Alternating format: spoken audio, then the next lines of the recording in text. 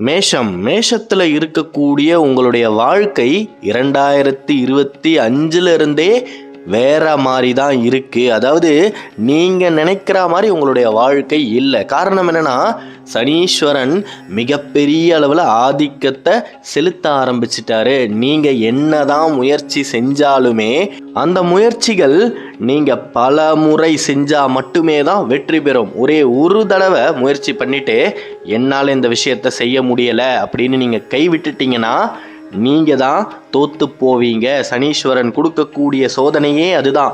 உங்களுடைய திறமையின் மீது உங்களுக்கே நம்பிக்கையை இழக்க வைப்பாரு. என்னால் இது முடியாது, எனக்கெல்லாம் இது கிடைக்காது அப்படின்னு நீங்களே உங்களை தாழ்வா நினைக்கிற சூழ்நிலைகள் நிச்சயமாக வரும். அந்த நேரத்தில் நீங்கள் என்ன நினைக்கணும் அப்படின்னா, இதே மேஷ ராசியில் இருக்கக்கூடிய இன்னொருவர் ஜெயிக்கும் பொழுது நான் ஏன் ஜெயிக்க முடியாது, என்னால் நிச்சயமாக சாதிக்க முடியும் அப்படின்ற ஒரு தன்னம்பிக்கையோடு இருக்கணும். இந்த 2026 பூர்வ ஜென்ம கர்மாக்களை நீங்கள் அடையக்கூடிய சூழ்நிலைகள் ஏற்படும். அதாவது நீங்கள் போன ஜென்மத்தில் யாருக்காவது நன்மைகள் செஞ்சுருந்தீங்கன்னா அந்த நன்மையின் பலன்கள் இந்த ஜென்மத்தில் நிச்சயமாக உங்களை வந்து சேர்ந்தே தீரும். அதில் எந்த விதமான மாற்று கருத்துமே கிடையாது. 2026 உங்களுக்கு 3 கதவுகள் மூடினாலும் மீதி 5 கதவுகள், அதாவது 8 திசையில் 8 கதவு இருக்கு அப்படின்னு சொல்லுவாங்க. அதில் 3 கதவு உங்களுக்கு மூடினாலும் பிரபஞ்சத்தில் மீதி இருக்கக்கூடிய 5 கதவுகள் உங்களுக்காக திறந்திருக்கின்றன. அதனால இந்த வேலை உங்களுக்கு சரியா படலை அப்படின்னா தாராளமாக உங்களின் மனதிற்கு பிடித்த வேலையை தேடி செல்லுங்கள்.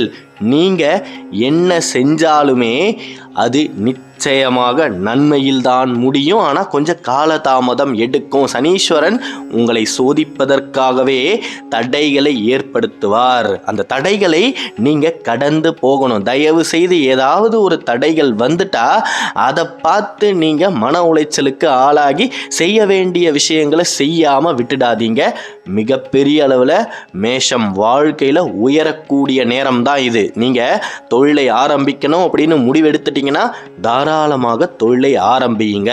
இடம் மாறணும் அப்படின்ற ஒரு சூழ்நிலை வந்துடுச்சுன்னா எதை பற்றியும் யோசிக்காம மாற்று இடத்தை தேடி போங்க.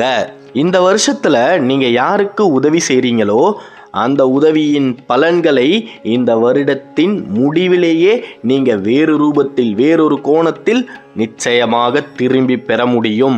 முருகனுடைய பரிபூரணமான அருள் உங்களுக்கு இருக்கு. மேஷம்னாலே முருகன் தான். அந்த முருகனுடைய அத்தனை அம்சங்களையும் கொண்டது மேஷம். மிகப்பெரிய அளவில் நீங்க அனைத்து விதமான பிரச்சனைகளையும் தாண்டி கஷ்டங்களையும் கடந்து வாழ்வில் உயர்ந்தே தீர்வீர்கள். நீங்க கவனமாக இருக்கக்கூடிய இடமே குடும்பம் தான், சொந்த பந்தங்கள் தான்.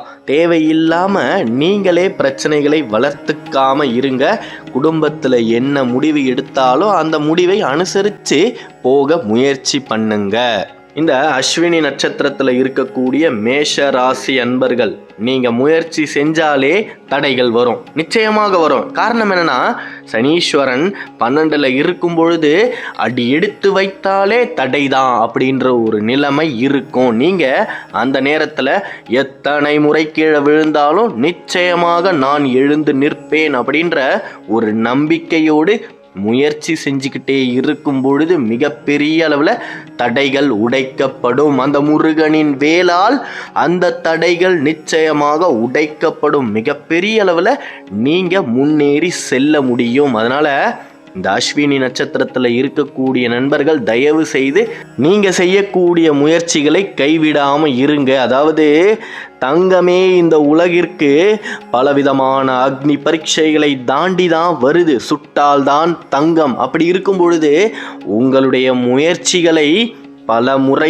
தடுத்தாலும் அதை நீங்கள் தாண்டி வந்தால் மட்டுமே தான் வெற்றி அடைய முடியும். மிகப்பெரிய அளவில் மேஷம் இந்த 2026 வாழ்க்கையின் அடுத்த கட்டத்திற்கு நகர்ந்தே தீரும். அதில் எந்த விதமான மாற்று கருத்துமே கிடையாது. இந்த பரணி நட்சத்திரத்தில் இருக்கக்கூடிய மேஷ ராசி அன்பர்கள் முடிந்தவரை உங்களின் மனதிற்கு பிடிக்காத உணவை சாப்பிடுவதை நிறுத்துங்க. அதாவது உங்களுக்கே தெரியும் இந்த உணவை நாம் சாப்பிடக்கூடாது, இந்த நேரத்தில் நம்முடைய உடலுக்கு இந்த உணவு ஒத்துழைக்காது, முடிந்தவரை அசைவம் சாப்பிடாமல் இருக்கணும் அப்படின்னு நினைப்பீங்க. ஆனால் சாப்பிடாமல் இருக்க முடியாது. நீங்கள் தயவு செய்து பிடித்த உணவு எதுவாக இருந்தாலும் அதை சாப்பிடுங்க. பிடிக்காத உணவை மற்றொருவருக்காக, அந்த சூழ்நிலைக்காக தயவு செய்து செய்யாதீங்க. பரணி நட்சத்திரத்தில் இருக்கக்கூடிய ஆண்கள், நீங்கள் செவ்வாய்க்கிழமையில் செவ்வாய் ஓரையில் யாராவது ஒருவருக்கு, பசியில் வாடுபவருக்கு உங்கள் கையால் உணவை தானமாக கொடுங்க. மிகப்பெரிய அளவில் நீங்கள் நிலம் சார்ந்த தொழிலில் இருந்தீங்க அப்படின்னா மிகப்பெரிய அளவில் உங்களுக்கு மண் யோகம் நிச்சயமாக அமையும். அதாவது நீங்கள் சாதாரணமாக செய்யக்கூடிய செயல்கள் மிக சக்தி வாய்ந்த பலன்களை உங்களுக்கு இந்த 2026 தரப்போகுது. பரணி நிச்சயமாக தரணியை ஆண்டே தீரும். அதை எவராலும் இனி தடுக்கவே முடியாது. உங்களுடைய தேவதை யாரு அப்படின்னா யமதர்மராஜன். அந்த யமதர்மராஜனை போல நீங்க ஒவ்வொரு விஷயத்திலையுமே கடமையாகவும் கண்ணியமாகவும் இருக்க வேண்டும். நீங்க கடமையை தவறும் பொழுதுதான் வாழ்க்கையில் உங்களுக்கு பிரச்சனைகளே வரும். உங்களுடைய பூர்வ ஜென்ம கர்மாக்களில் புண்ணியங்களும் பாவங்களும் நிச்சயமாக சேர்ந்திருக்கும். அந்த பாவங்கள் இந்த ஜென்மத்தில் நம்மை வந்து சேராமல் இருக்க தேய்பிறை காலங்களில் செவ்வாய்க்கிழமையில் ஏதாவது ஒரு முருகனுடைய ஆலயத்திற்கு சென்று வாருங்கள். அப்படி நீங்கள் தேய்பிறையில் முருகனை நாடி போகும் பொழுது உங்களுடைய பாவங்களும் நிச்சயமாக தேய்ந்து போகும். அந்த முருகனின் வேல் உங்களை 4 புறத்திலிருந்தும் நிச்சயமாக காத்து ரட்சித்தே தீரும். தனித்து வழி நடக்கும் என திடத்து ஒரு வலத்து இரு புறத்து மறு கடத்திரவு பகற்றுணையதாகும். இதற்கான அர்த்தம் யாதெனில், நான் நிறைய இடத்துல சொல்லியிருக்கிறேன், தனியாக நான் நடந்து போயிட்டுருக்கிற முருகா, எனக்கு யாருமே வாழ்க்கையில் துணை இல்லை முருகா, உன்னுடைய வேல் எனக்கு முன்பும் பின்பும் அரணாய் இருந்து என்னை காக்க வேண்டும், இடப்புறத்திலும் வலப்புறத்திலும் இருந்து என்னை ரட்சிக்க வேண்டும் அப்படின்னு நீங்கள் முருகனை நாடி இந்த வேல்மாறலை சொல்லும் பொழுது அந்த முருகனின் வேல் நிச்சயமாக அந்த தினத்தன்று உங்களின் கண் முன் வந்து தோன்றியே தீரும். அதை எவராலும் தடுக்க முடியாது. அதனால மேஷம் வாழ்க்கையில் அடுத்த கட்டத்திற்கு நகரக்கூடிய காலம்தான் இது. இல்லைனா இந்த காணொளி உங்களின் கண்களில் பட்டே இருக்காது. நீங்க இதை கேட்கக்கூடிய சந்தர்ப்பமும் அமைந்தே இருக்காது. எல்லாமே பிரபஞ்சத்தின் கோட்பாடுகள் படிதான் மிக சிறப்பாகவும் சீராகவும் நடந்து கொண்டிருக்கின்றது. அதனால கடந்த காலத்தை பற்றி, உங்களின் தோல்விகளை பற்றி எந்த ஒரு தருணத்திலையுமே நினைத்து வருந்தாதீங்க.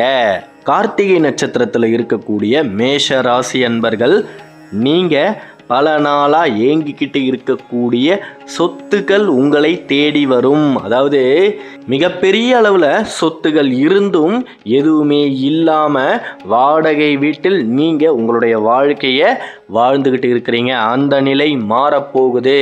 இனியும் எவருடைய சூழ்ச்சியிலையும் நீங்கள் சிக்காமல் உங்களுடைய வாழ்க்கையை பார்த்துக்கணும். ஆமாம், நீங்கள் இது நாள் வரைக்கும் சந்தித்த அனைத்து விஷயங்களுமே எவரோ ஒருவர் உங்களை வீழ்த்துவதற்கென்று தீட்டிய திட்டங்கள் தான். அந்த சூழ்ச்சியில் நீங்கள் தெரியாமல் நம்பி ஏமாந்துட்டீங்க. அதாவது பால் எது விஷம் எது அப்படின்னு தெரியாமல் இருக்கக்கூடிய ஒரே நட்சத்திரம்னா அது கார்த்திகை தான். எல்லாரையும் நம்பிடுறீங்க.